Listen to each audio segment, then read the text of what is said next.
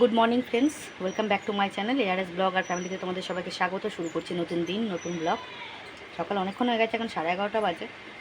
বাসি কাজ ফাজ সারা হয়ে আমার রান্নাও হয়ে গেল প্রায়। আজকে কদিন ধরে আমার হাজব্যান্ড সকালবেলা টিফিন খাচ্ছে না, মুড়ি দিয়ে চা দিয়ে খায়, একবারে ভাত খেয়ে ও বেরিয়ে যায়, বুঝেছ? তো এই জন্যে সকালে টিফিন আর তোমাদের সঙ্গে শেয়ার করা হচ্ছে না। আর আজকে তো খুব রোদ উঠেছে, প্রচণ্ড। দেখো কত রোদ উঠেছে। আর এই দেখো সব জামাকাপড় মেলে দিয়েছি, ঢালাও একদম সুন্দর করে শুকিয়ে যাবে। বর্ষার একটা ভিজে ভিজে স্যাঁতস্যাঁতে গন্ধ, সেগুলো সব কেটে যাবে। কম্বল, বালাপোষ, বালিশ সব রোদে দিয়ে দিয়েছি। আর এখন বসেছি আমি মালের প্যাকেট করতে। মালগুলো সব প্যাকেট হবে। কালকে যে কটা মাল করেছি, এই অল্প কটা প্যাকেট করেছি, এখন বাকি প্যাকেটগুলো হবে। এই মাল প্যাকেট হবে, এই মাল প্যাকেট হবে, আর ভেতরে তো আরও মাল আছে। তো রান্না করছি আর মাল প্যাকেট করছি।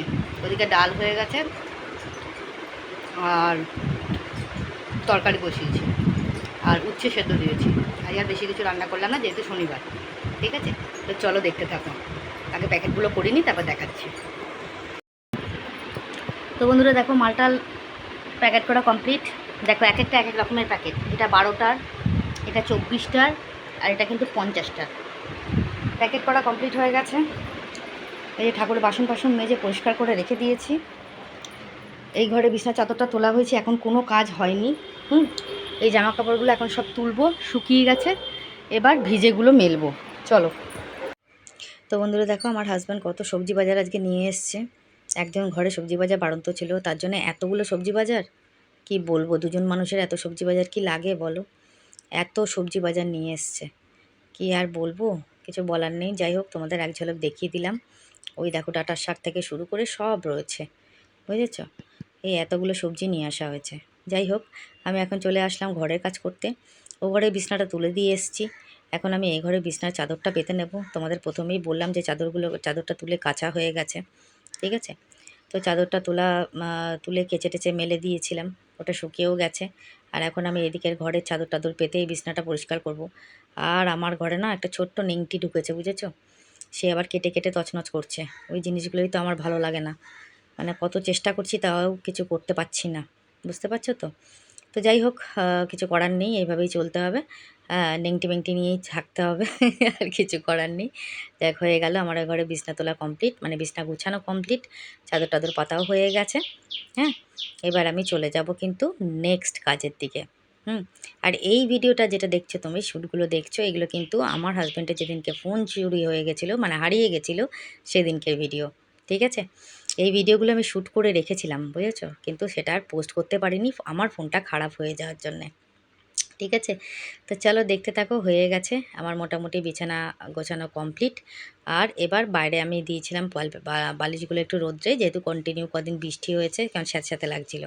আর এখন আমি চলে আসলাম ওই যে সবজিগুলো দেখলে তোমরা, ওই সবজিগুলো আস্তে আস্তে তুলে রাখতে বাস্কেটের মধ্যে, বুঝেছো?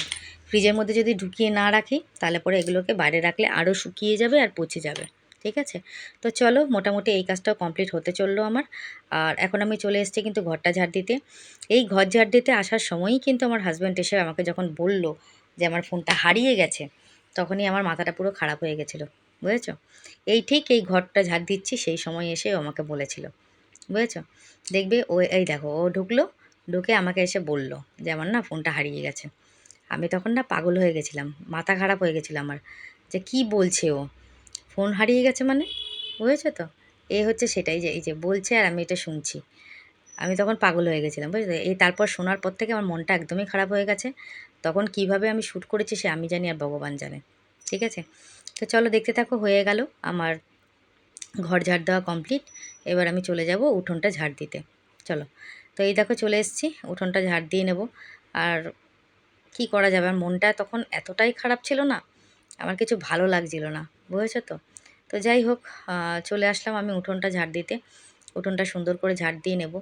আর যেহেতু আমার চারিদিকে তুলসী গাছ রয়েছে, এই জন্য আমাকে খুব সাবধানে ঝাড় দিতে হয়, যাতে ঝাঁটার একটু হাওয়া পর্যন্ত তুলসী গাছের গায়ে না লাগে, বুঝেছো?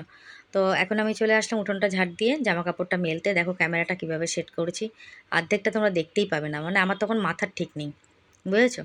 কীভাবে ক্যামেরা সেট করেছি আমি নিজেই জানি না। তো যাই হোক, যেভাবেই করি না কেন একটু হলেও তো তোমরা দেখতে পাচ্ছ, আর কী বলবো তোমাদেরকে।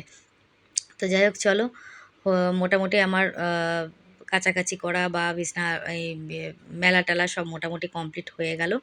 বিছনা চাদর ফাদরগুলো কেচে দিয়েছিলাম, মাথায় শ্যাম্পু ট্যাম্পু করবো বলে দিয়েছিলাম তোমাদেরকে। আর এখন চলে আসলাম আমি, শুকনো জামা কাপড়গুলো তুলে রেখেছিলাম, ওগুলো গুছাতে চলে এসেছি। এগুলো গুছিয়ে নেব, তারপর আমি চলে যাব ঘর মুছে স্নান করতে।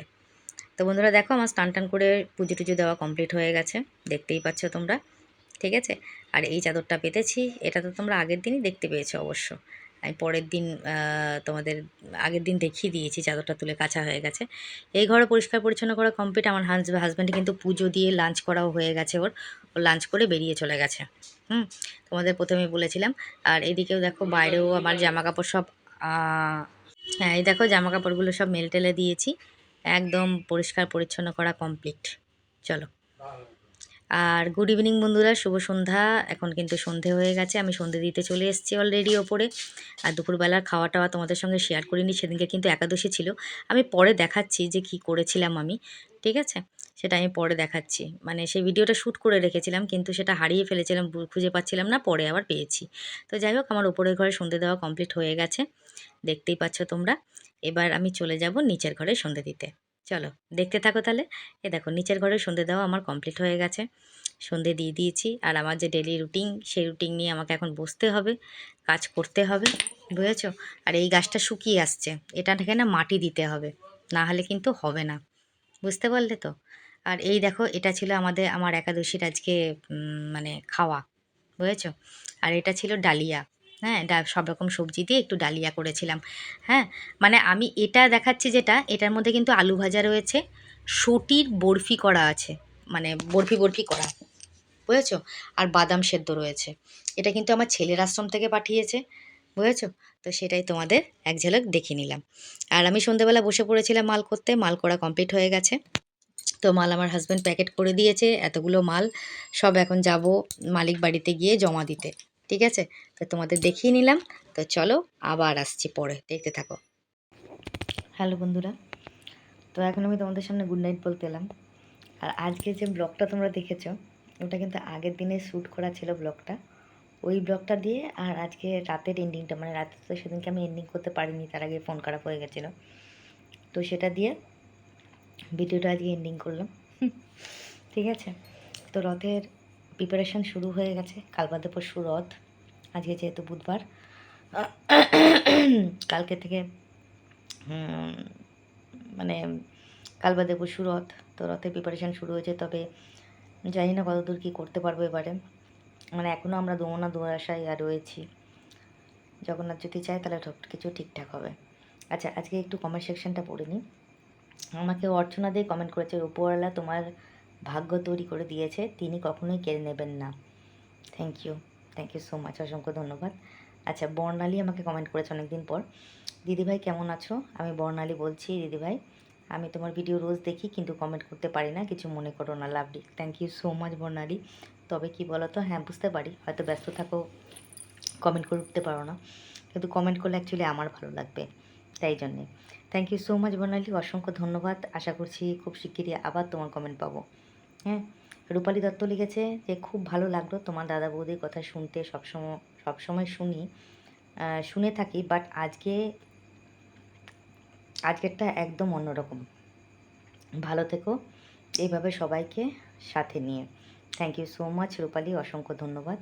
সুদীপ্তা লিখেছে, আমি মনে মনে ভেবেছিলাম যে ফোনটা সারাতে দিয়েছো, তাই ব্লগ আসছে না। তোমাকে আজ খুব সুন্দর লাগছে। Thank you so much Sudipta, অসংখ্য ধন্যবাদ। ইতি লিখেছে, তুমি খুব ভাগ্যবতী যে দাদা বৌদি মা বাবার মতন বট গাছের ছায়ার মতন তোমাকে আগলে রেখেছে। তুমি কোনো দিনই তাদের মনে কষ্ট দেবে না।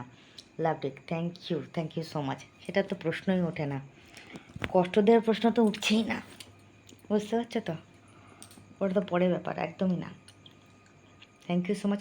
মানে উপরন্ত কী বলতো, আমি ওদের জন্য কিছু করতে পারি না, এটা হচ্ছে আমার সবথেকে বড় একটা খারাপ জায়গা।